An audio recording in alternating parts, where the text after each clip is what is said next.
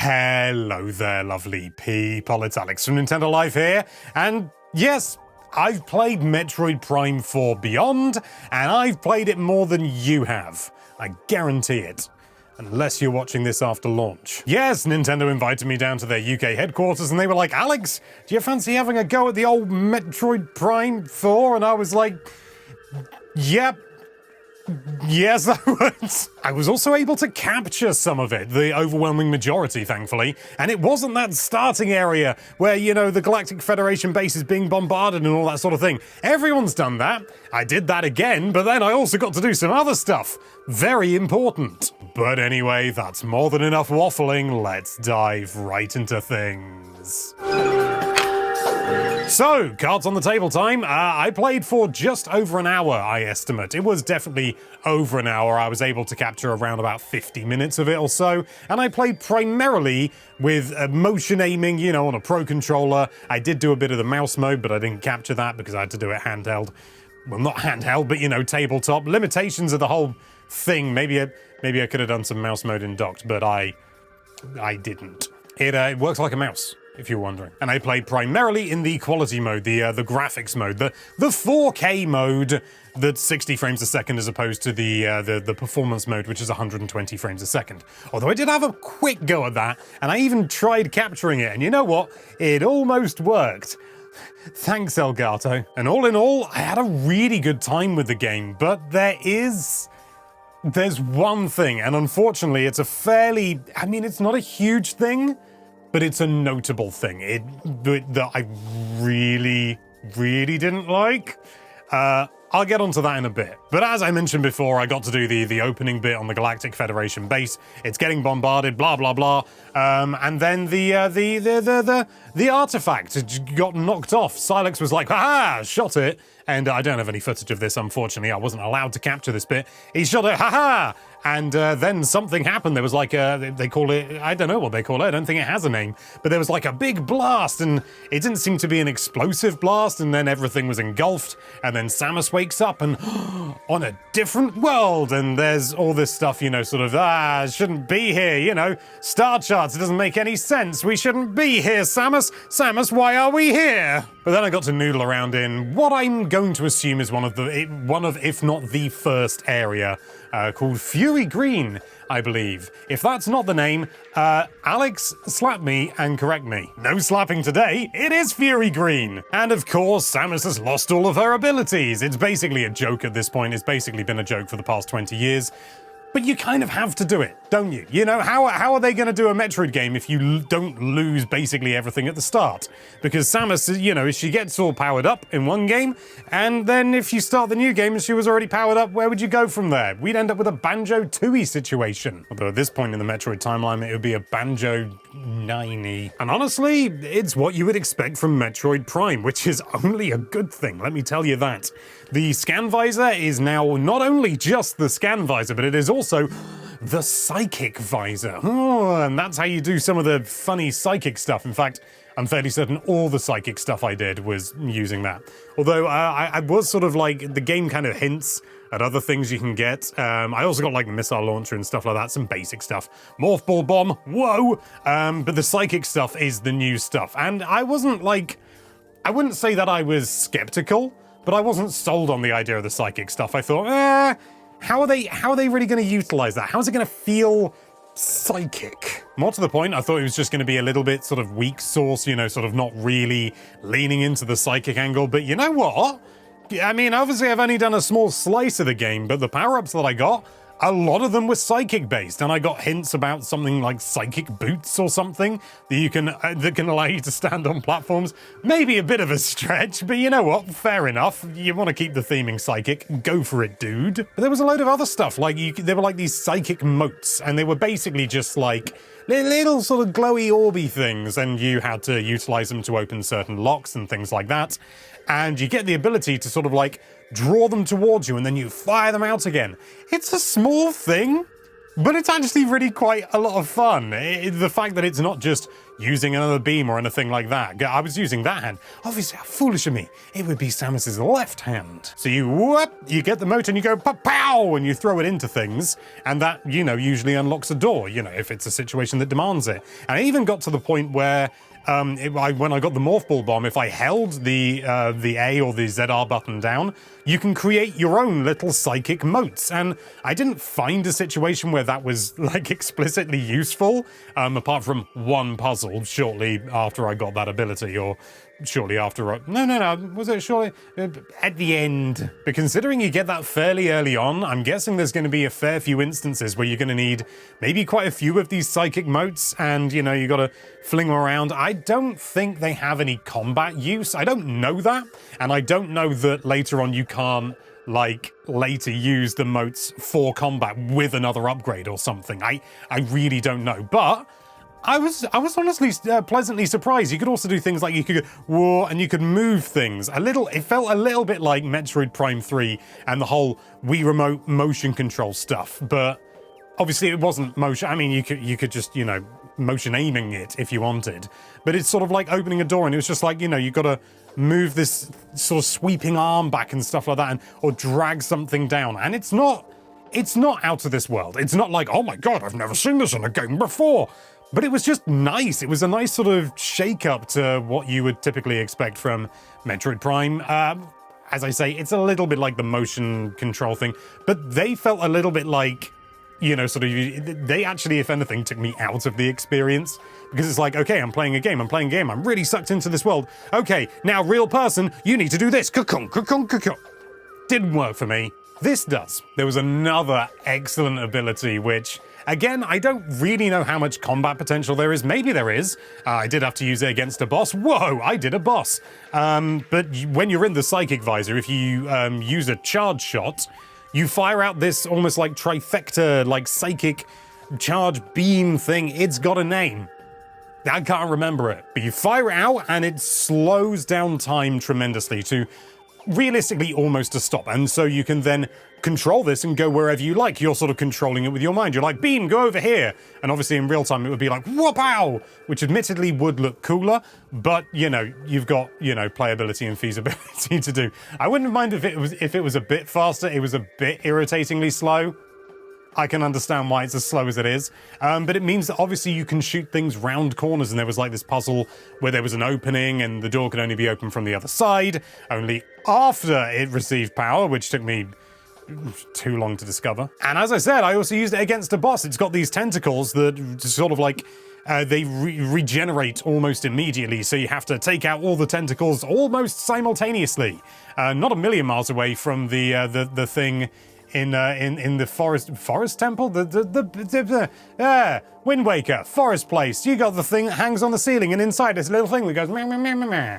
That bloke. But I was pleasantly surprised because I didn't know how they were going to go about this psychic stuff, and it feels like, you know, like psychic boots is a bit like, you know, come on, it's just shoes, you know, you're just activating platforms with a flag in the code. But I get it, you know, it's theming and stuff like that, but, you know, maybe it's got more use other than that. Maybe it's like the hover boots in we're back onto Zelda. But even if you ignore all the gameplay stuff, which you absolutely shouldn't, but even if you did, the game is drop dead gorgeous. You know, I've seen, you know, bits from the trailer and stuff like that. Certainly when Samus is like out in the open world bit, I've got stuff that I think regarding that. You know, open world in the desert and stuff like that. The lighting isn't ideal. It's a little bit kind of harsh and it doesn't really work. But when the lighting hits correctly, the game is unbelievably gorgeous. I mean, it's amazing that this thing is going to run on a Switch 1. There's just so much fidelity going on here, and I think, you know, a lot of it is kind of like old-fashioned rendering techniques and stuff like that with a slightly fancier lighting engine, but you know what? It blinking works. The game is absolutely stunning. Like, I mean, I don't even really need to explain it. You can see it.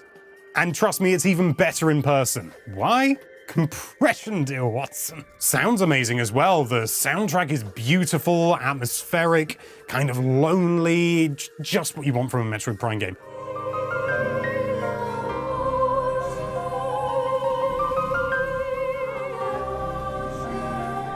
It is ticking so many boxes.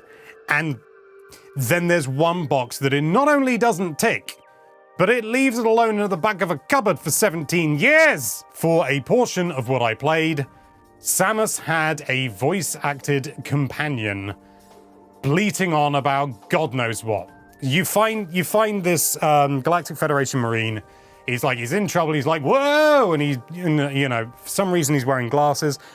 You would have thought that by now they would have fixed eyesight in that sense. Or, he's got a helmet coming down with optics. You'd think maybe they could be prescription, but no, apparently. I want to be clear. The glasses aren't the thing that annoys me. It's everything else about the character, and the glasses are the icing on the cake. So this character is kind of like, hey, oh, I'm in trouble, come and save me, Samus, and you do, and then he just follows you, and you've got to escort him somewhere, and if he gets attacked too much, he gets down, you got to go into the psychic visor, you got to heal him, and he's doing all these sort of like Marvel-level quips, sort of like, whoa, watch out, that's an ugly alien, whoa! And it's absolutely infuriating. The one thing Metroid Prime 4 did not need is a chatty companion.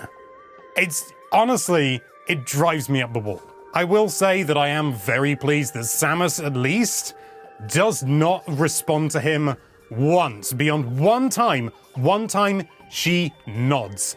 Nothing else. The entire time I played, she said nothing, she had no response to anything, she just had the typical stony wall in front of her that we would expect from Samus, which, thank God. Can you imagine if she started blathering on alongside him? It would be unbearable, but as it is, it's only mostly unbearable. And admittedly, you might well be thinking, is a chatty companion really a big deal?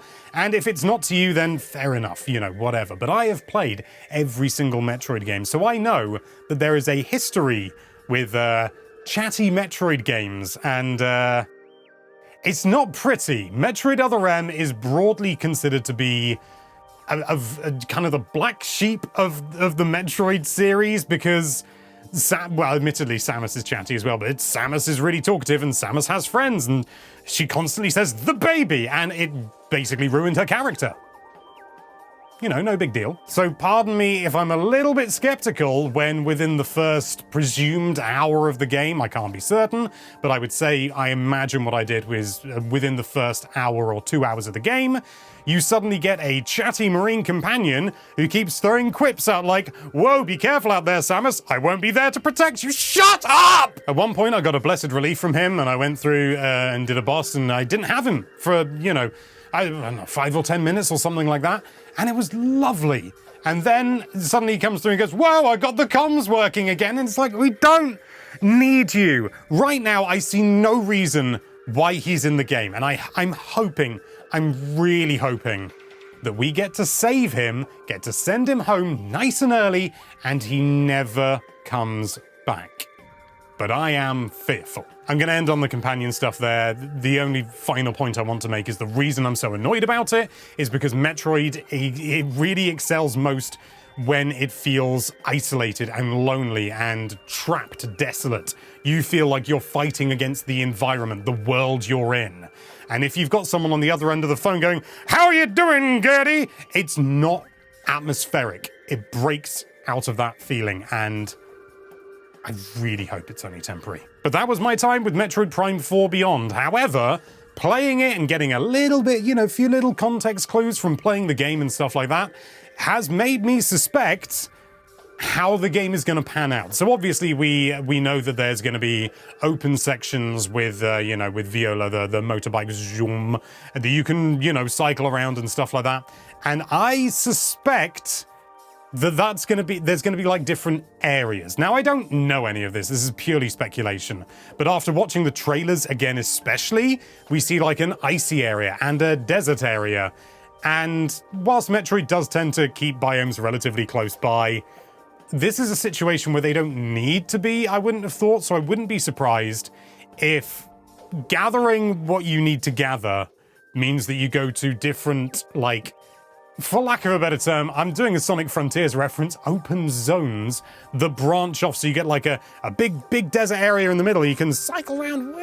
And then off here, you've got like, oh, this is the jungle area, and this is the wet jungle area.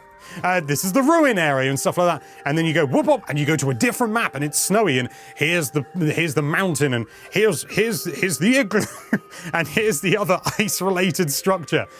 Something like that. And if that is the case, I think that's a really good idea. Rather than making the whole thing completely kind of like open world, which Metroid and Metroid Prime games, arguably, you could argue they are, you could argue they aren't. You know, do lifts count their loading screen?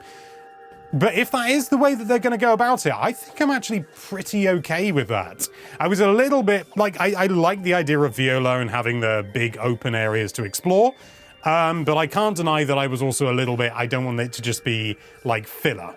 And I believe it was described whilst I was at Nintendo UK as a little bit like Hyrule Field. And I like that idea. It's kind of having the best of both worlds in so many regards. But the proof of the pudding will be in the eating. And right now, the small slice I've played is really, really good with a big old asterisk, and I genuinely can't remember the Marine's name because I really dislike him so much. I'm gonna look it up. It's gonna be like Joey or Snowy or Corky or something. Mackenzie, presumably named after the least socially adept in-betweener. But those are only my thoughts. What do you think? Are you fine with having some Marine bumbling around going, whoa? Let us know with a comment down below, but for now, thank you so much for watching. If you like this video, then why don't you follow that subscribe button around and make stupid quips all the time. I'm not over it. I'm never going to be over it. Hopefully I'll be over it when the game comes out. And be sure to check out nintendolife.com for all sorts of lovely Nintendo-related content. Thank you again for watching. Bye-bye.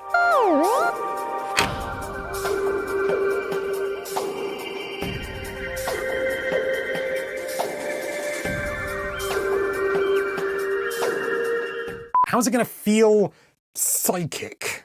My